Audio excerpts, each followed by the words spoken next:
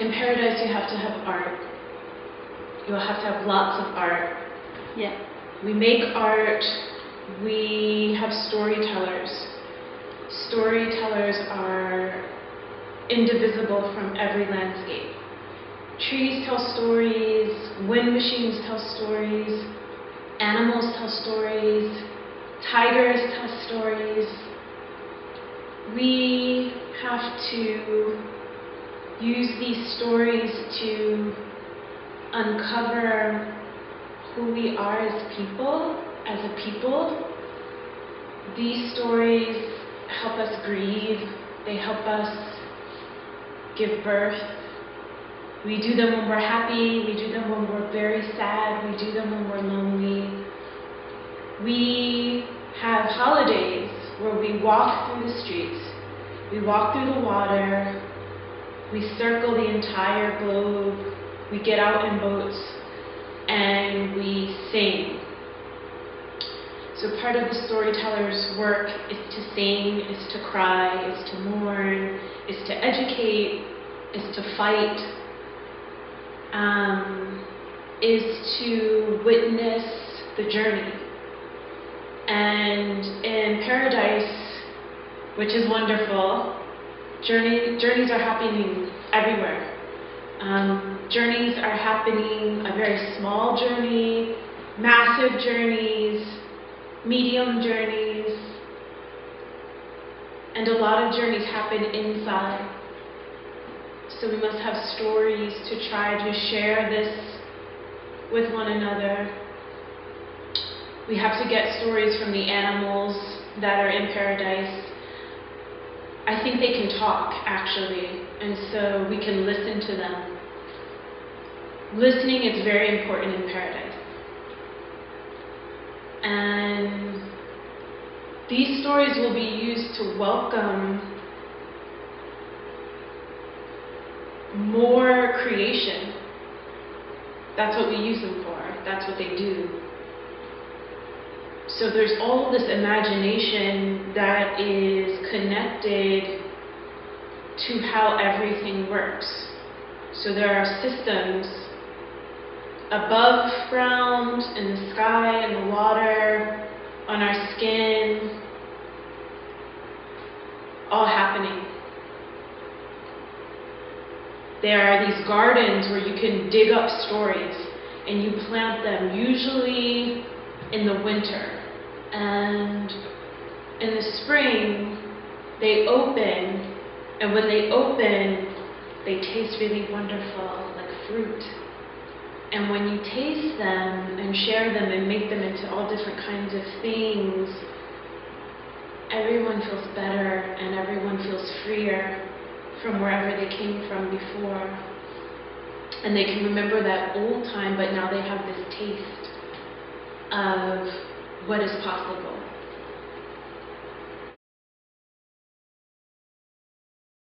I guess I was thinking about it almost like a how we can travel from place to place through images, through video, through cinema, through computers, and having a space that can travel in the same way, but have it exist in the physical world.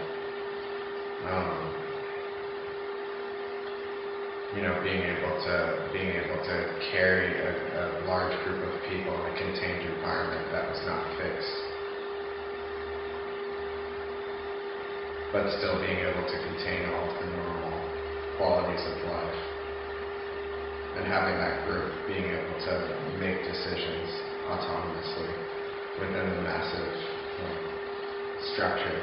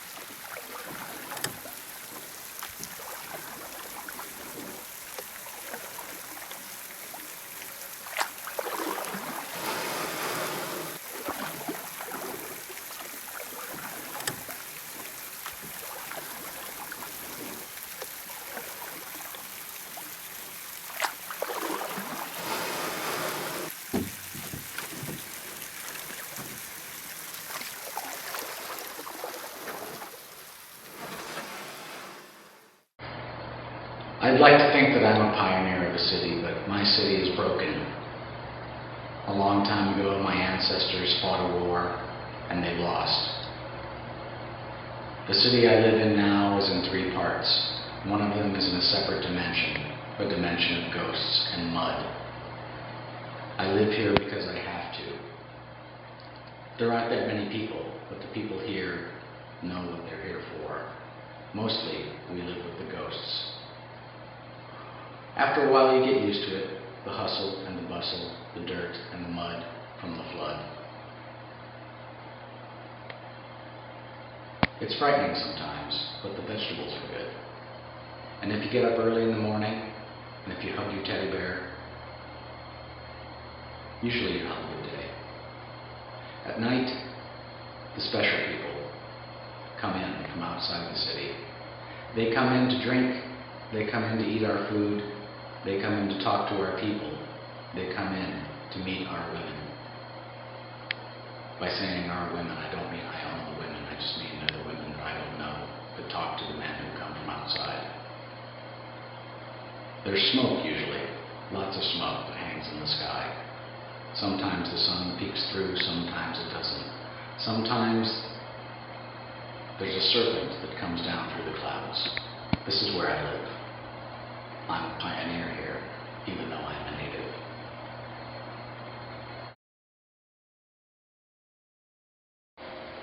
We were able to save the world through a combination of means, none of which were easy. The first one being to slow down the progress of climate change through various green technologies. The second, and maybe the most important, by arresting the population, by arresting the birth rate of the population, which required some manipulative engineering on the part of governments, wherein, for the most part, the human race was sterilized, and they had to opt in and be approved to have births. Additionally, the CRISPR technology had been not perfected, but improved to the extent that we could ensure that the babies that were born were of high intelligence and of good health, and thus able to continue on the technological progress that needed to happen to arrest climate change, which was still happening by 2100 and 2200. Eventually, when it was arrested enough, and more importantly, by the time we were able to develop computers and to be powerful enough and sensitive enough to be able to more or less store human consciousness in them, we were able to basically have a 2-tier system. Some humans were able to live in what we call the meat space, wherein inhabiting human bodies. And the others were able to live inside silicone chips, thereby using their intellect and being able to contribute to what the human race needed to do to save the planet, while not themselves using resources that would further continue on climate change. The Earth proved itself to be relatively, or I should say, very invulnerable, I would say, to long-term change. It snapped back, basically, and greenery grew up where there was concrete. A lot of plant life grew very quickly. Different species, which we were able to reverse engineer, repopulated the Earth. So in fairly short order, this is about 200 years, we had, by 2400, an ecosystem that was very much like it was in the medieval warm period of 800 to 900 AD, which of course allowed settlement to happen again in Greenland and in Iceland in a way that is not quite as comfortable now. That being done, we were able to gradually start the repopulation of the Earth, taking care to not try to get out of control, and also to manage expectations of people who were going to be there and expected, understandably, freedom to procreate. But we'll really never be able to get back to that unless and until we find new worlds that are habitable.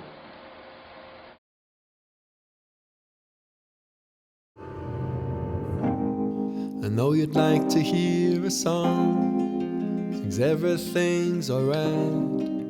The temperature is warm, the fire horses sleep, so gently comes the night. Now close your eyes and stare, the ground they're on is bare, but once it was as deep and wild as giant streams. it's no longer there. And all of our desires could mirror skies with flames and smoke out heaven's halls. And who was that you called? They're no longer there. We've been walking so long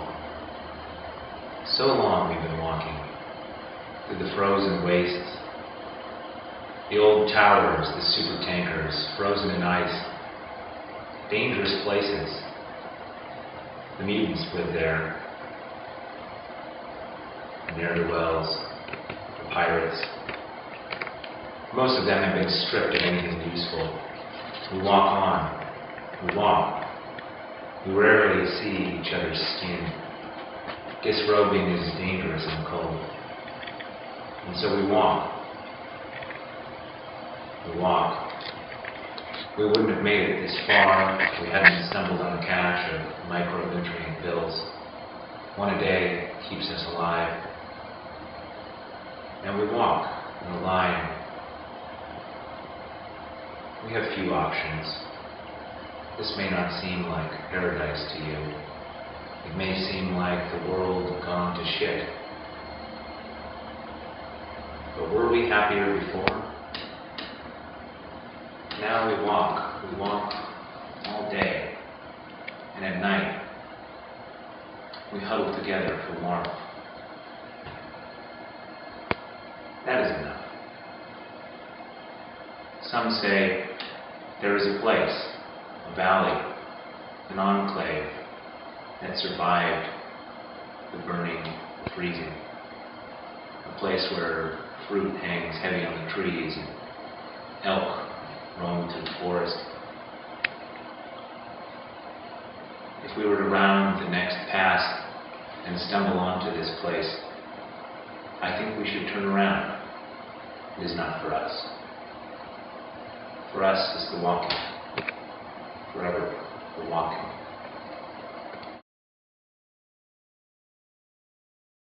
60 million people are at the edge of Europe right now. 60, pressing to get in. That is greater than the movement of people directly after the Second World War. And this great migration is not going to stop. The war in Syria will stop, will end, but another war will begin. And more important, drought and other climatic changes will continue to uproot people and send them to far corners. Since this is a permanent feature of life now, I think it's interesting to see how we characterize the movement of people. We talk about asylum seekers and refugees, and always in parasitic terms. So I think that as this is really our global community moving, we need to rethink who these people are, not just their numbers. And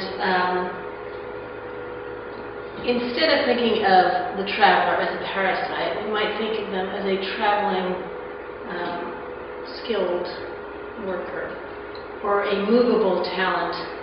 And to this end, I would have governments and individuals who are interested in helping ease the passage of people through time, instead of giving grants of money to countries or trucks full of tinned food, which tend to go to the wrong people and get spent in the wrong way, instead to create a series of information stations whereby people on the move could find for themselves a way to connect with stuck people, sedentary people in the towns, and there could be an exchange of goods and services. So, for example, you're a Syrian doctor or a Syrian seamstress, and you have skills and talents to offer. And you arrive in Slovenia, and you go into this canvas, I imagine a lovely canvas station, and you go on the internet. International aid would go towards good fiber optic connection, and you would find someone looking to sew a wedding dress for their daughter. So new skills would come into a town, and instead of giving people food aid or money aid, you would pay them for their talents as they went. And people would feel better about themselves, both the receiving people and the moving people, and we could have a more mobile, lively, energized economy. So that is my suggestion for changing the way we feel about our mobile companions and our stuck people. I would say also it's good to remember that the kind of people who do move often are the most talented and energetic. People who leave have to be brave, they have to be fit, they have to be willing to risk the unknown. So migrants tend to be some of the best citizens, and we need to rethink our attitude towards the mobile person.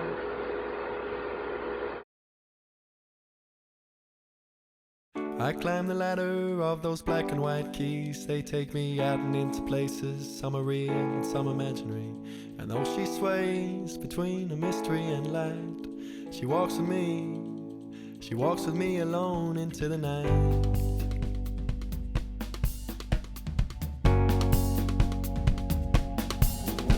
Tonight I see the sunny moon is rising again.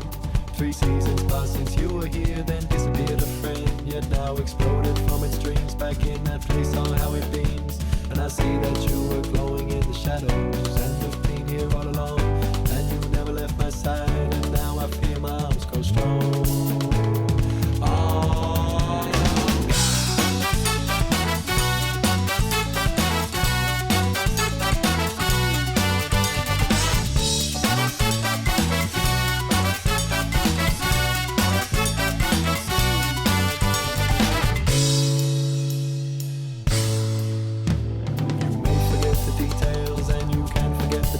But never forget the moment when the night reveals the face. To be poor by lack of money, but by God be rich in prize.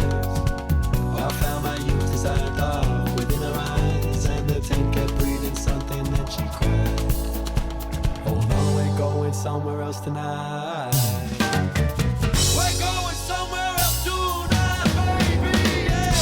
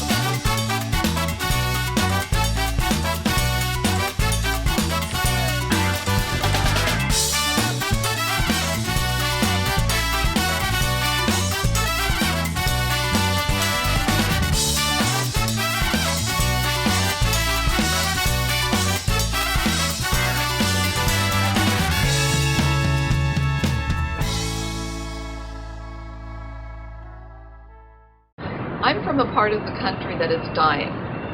There are hundreds of square miles of abandoned parking lots, old shopping malls, civic centers, town centers, covered with black tar parking asphalt. And that asphalt draws in the sun and creates heat and raises temperatures all over the globe. There are 268,000 kilometers, square kilometers of abandoned roads and parking lots in the United States alone. So my idea is to actually use this unnatural resource as a natural resource. They could be sites for solar panels. There could be solar farms put on these perfectly level parking lots. They could be dug up in places and farmed. Berms could be made and shelters could be made by digging up the the asphalt in places. Plants could be planted, streams could be cut. The possibilities are endless, really. And by using them and covering them with green, we could reduce the amount of heat that they produce. It's time to make use of this natural resource. It's really an unnatural resource, but we could turn it into a natural resource.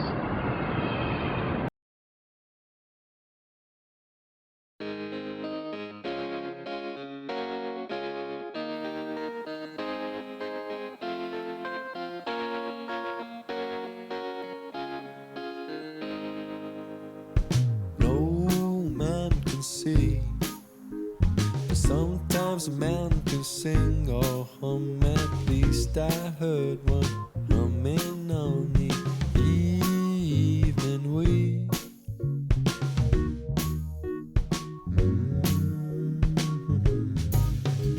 I know horizon can sleep, but sometimes horizons can close their eyes and drift into one moment somewhere halfway between the distance and a dream. And all my senses honesty, and all my senses honesty, they belong to you. Alone I stand, alone I fall. There is no option anymore. Alone with you. I know my point of view seems sad. I believe it's not so bad. Alone with you.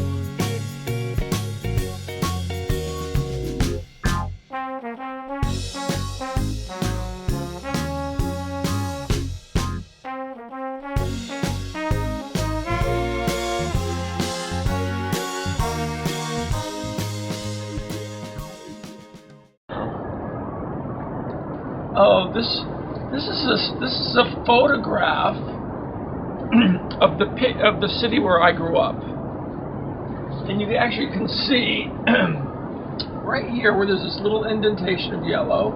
That's the house I grew up in. Now, the city that I grew up in is based on grids. You can see this is clearly a grid pattern, and this looks like a double line is actually, this was the major highway that ran through our little town. And there were a lot of car accidents here because there was sometimes there'd be fog in the morning and you couldn't see, and then all sorts of things would happen. And but because actually there was a row of trees here that acted like a sonic barrier. When we were living in our house here, we couldn't hear the car crashes.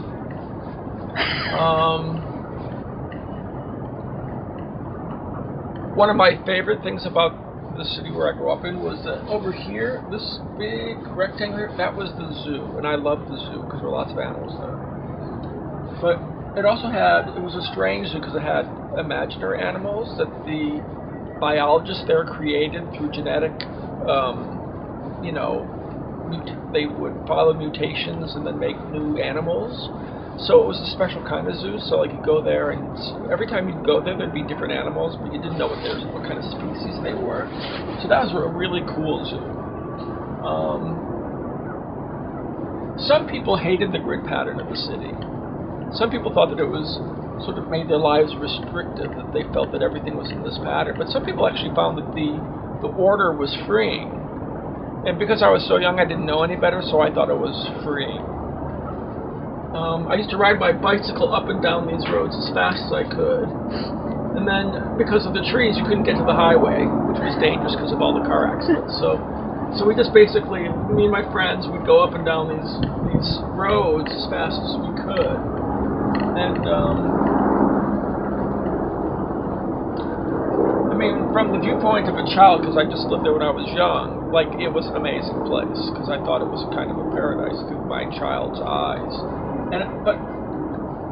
But what was really great about it is that everybody who lived here, they were very inventive people. Like everybody sort of made up their own lives there. So it was a city, it was a town filled with really inventive people, so that everybody was able to make up the kind of lives that they wanted to live. So it was a very special place, except for the car accidents.